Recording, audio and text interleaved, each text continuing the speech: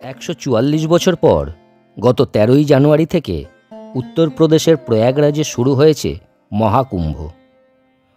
মহাকুম্ভ মেলা দেখার সৌভাগ্য সবার হয় না, কারণ অর্ধকুম্ভ হয় 6 বছর পর, পূর্ণকুম্ভ হয় 12 বছর পর, আর মহাকুম্ভ হয় 144 বছর পর। সেই কারণে বলা হয়, যারা মহাকুম্ভ মেলা দেখতে পান বা যারা অংশগ্রহণ করতে পারেন তারা খুবই ভাগ্যবান। ভারতের 4টি জায়গায় কুম্ভ মেলা হয়। উত্তরপ্রদেশের গঙ্গা, যমুনা এবং অন্তঃসলীলা সরস্বতী নদীর সঙ্গম প্রয়াগরাজ, উত্তরাখণ্ডের গঙ্গার তীরে হরিদ্বার, মহারাষ্ট্রের গোদাবরী নদীর তীরে নাসিক এবং মধ্যপ্রদেশের শিপ্রা নদীর তীরে উজ্জয়িনী।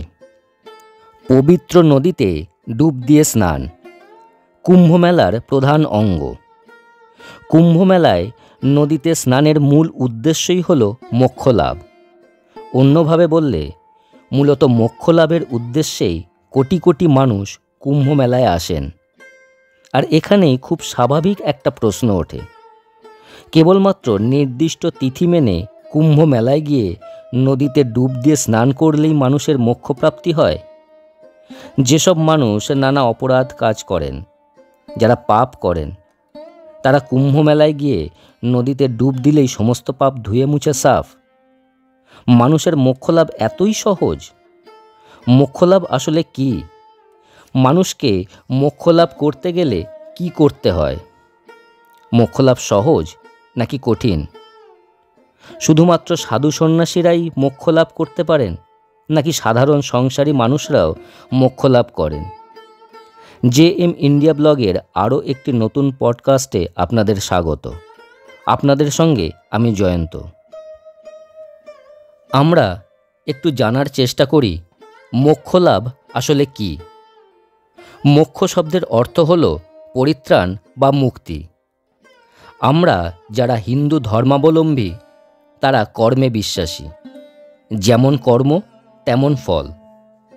মোক্ষলাভের ক্ষেত্রেও একই কথা প্রযোজ্য। সনাতন ধর্ম অনুযায়ী মোক্ষ লাভ হল জন্ম মৃত্যুর চক্র থেকে মুক্তি।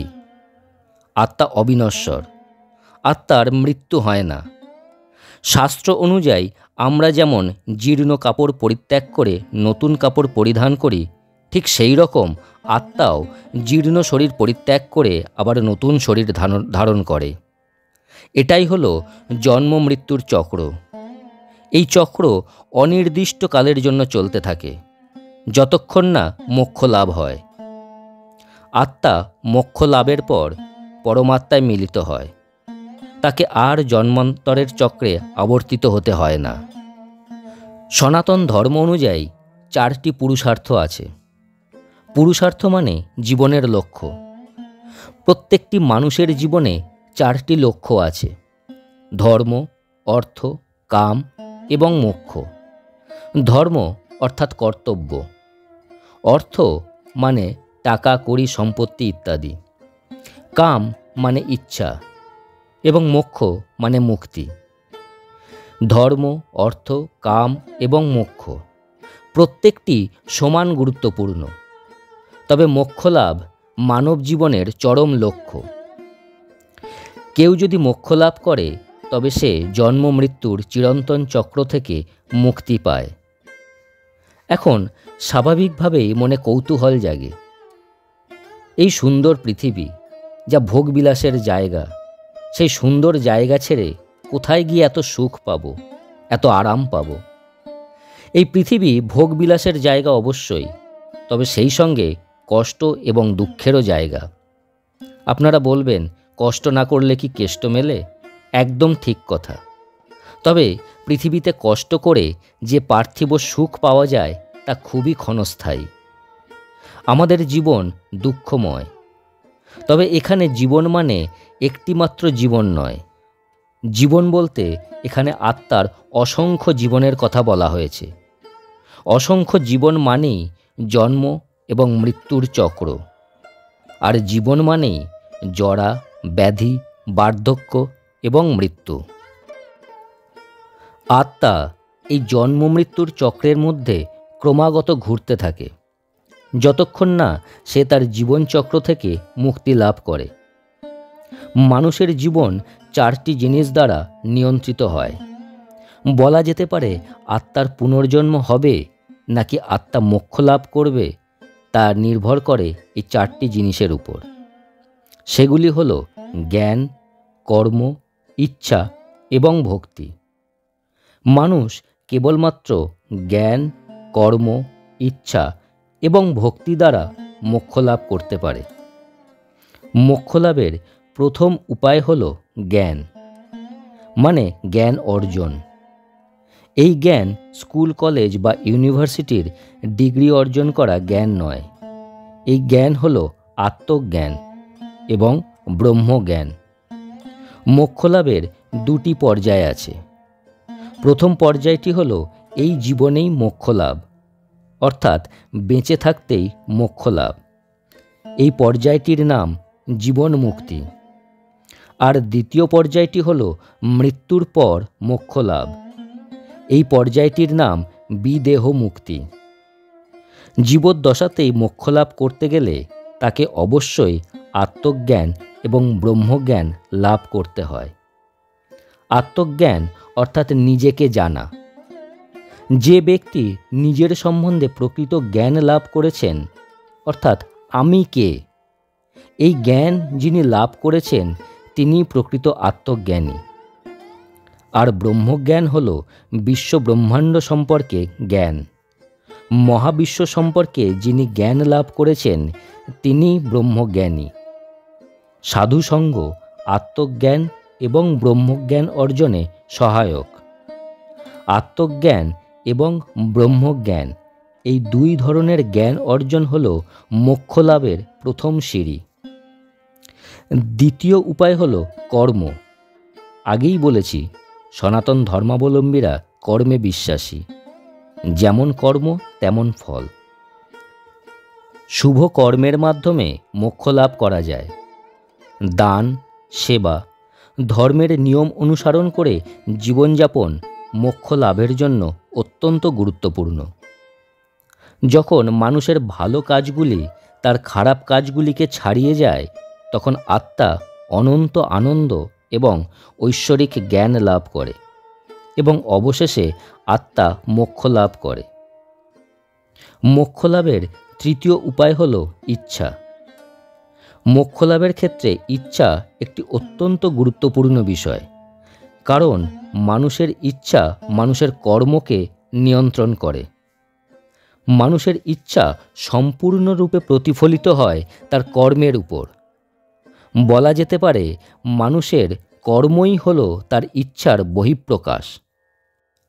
আবার মানুষের কোনো অপূর্ণ ইচ্ছাও তার পুনর্জন্মের কারণ হতে পারে।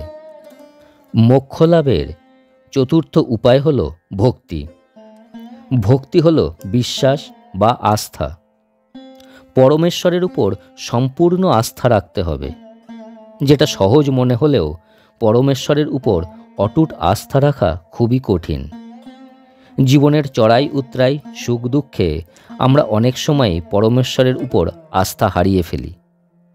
মোক্ষ লাভের জন্য জ্ঞান, কর্ম, ইচ্ছা এবং ভক্তি এই 4টি জিনিসের মেলবন্ধন একান্ত আবশ্যক। এবার ফিরে আসি মূল প্রসঙ্গে। মহাকুম্ভে নদীতে ডুব দিয়ে স্নান করলেই কি মোক্ষ লাভ হয়? কুম্ভ মানেই সেখানে মহাজাগতিক প্রভাব অবশ্যই থাকবে, তা সে অর্ধকুম্ভ, পূর্ণকুম্ভ বা মহাকুম্ভ যাই হোক না কেন, মহাজাগতিক প্রভাব থাকবেই।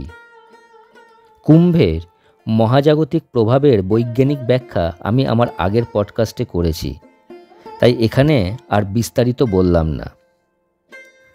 144 বছর অন্তর অর্থাৎ মহাকুম্ভের সময় সূর্য, চাঁদ এবং বৃহস্পতি গ্রহ একটি বিশেষ অবস্থানে থাকে, যা পৃথিবীর চৌম্বক ক্ষেত্রকে প্রভাবিত করে, যার প্রভাব মানুষ সহ পৃথিবীর সমস্ত প্রাণীর উপরেই পড়ে। কুম্ভ চলাকালীন বিশেষ কয়েকটি দিন আছে যেদিন পবিত্র নদীতে স্নান করলে শরীর এবং মনে শুভ প্রভাব পড়ে। কুম্ভ মেলায় শুধুমাত্র স্নান হয় না, তার সঙ্গে আরও অনেক ক্রিয়াকর্ম অনুষ্ঠিত হয়, যেমন সাধুসঙ্গ, দান, পূজাপাঠ, পরিক্রমা ইত্যাদি। কুম্ভমেলায় প্রচুর সাধু সন্ন্যাসীদের সমাগম হয়। তারা কুম্ভমেলায় আসেন ভক্তদের সঙ্গে দেখা করতে এবং তাদের সঙ্গে ধর্ম আলোচনা করতে। সাধুসঙ্গ করলে জ্ঞান অর্জন হয়। এই জ্ঞান মানুষের আধ্যাত্মিক উন্নতি সাধনে অত্যন্ত সহায়ক, যা পরবর্তীকালে মোক্ষলাভের রাস্তাও তৈরি করে। কুম্ভমেলায় সাধু সন্ন্যাসী, সাধারণ মানুষের পাশাপাশি বহু গরিব দুঃখী মানুষও আসেন। বহু মানুষ এই সকল দীন দুঃখী মানুষদের দান করেন, যা অত্যন্ত শুভ বলে মানা হয়। কুম্ভমেলায় প্রত্যেক দিনই পুজো পাঠের ব্যবস্থা থাকে। এর সঙ্গে আরও একটি জিনিস হলো পরিক্রমা। কুম্ভক্ষেত্রে বহু মন্দির আছে। কুম্ভমেলায় আগত ভক্তরা এই মন্দিরগুলিতে পরিক্রমা করেন এবং সেখানে পুজো দেন। ফলে প্রত্যেক দিন পুজো পাঠ এবং পরিক্রমা পরমেশ্বরের প্রতি আস্থা বৃদ্ধি করে। সেই কারণে বলা হয় কুম্ভমেলায় যোগ দিলে পুণ্য হয়। তার কারণ কুম্ভমেলায় সাধুসঙ্গ করে জ্ঞান অর্জন হয়, মানুষের ইচ্ছা ধর্মের পথে অর্থাৎ সঠিক পথে পরিচালিত হয়, গরিব মানুষকে দান ধ্যান ইত্যাদি শুভ কর্ম করা হয়, পুজো পাঠ এবং পরিক্রমায় পরমেশ্বরের প্রতি ভক্তি বা আস্থা বৃদ্ধি পায়। তবে এখানে একটা কথা মনে রাখা দরকার, এইসব শুভ কাজ শুধুমাত্র 6 বছর পর বা 12 বছর পর শুধু কুম্ভমেলায় গিয়ে করলেই মোক্ষলাভ হয় না। এইসব কাজ সারা জীবন পালন করতে হয়। মোক্ষ পেতে গেলে শুধু স্নান করলেই হয় না, তার সঙ্গে অন্য জিনিসগুলিও পালন করতে হয়, যেমন জ্ঞান, কর্ম, ইচ্ছা এবং ভক্তি। এই 4টি জিনিসই হল মোক্ষলাভের একমাত্র উপায়। প্রত্যেক মানুষকে তার কর্মফল ভোগ করতেই হবে, হয় এই জন্মে বা পরজন্মে। কর্মফলের হাত থেকে কারো নিস্তার নেই। বলা হয় ভগবান শ্রীকৃষ্ণ তার কর্মফলের হাত থেকে নিস্তার পাননি।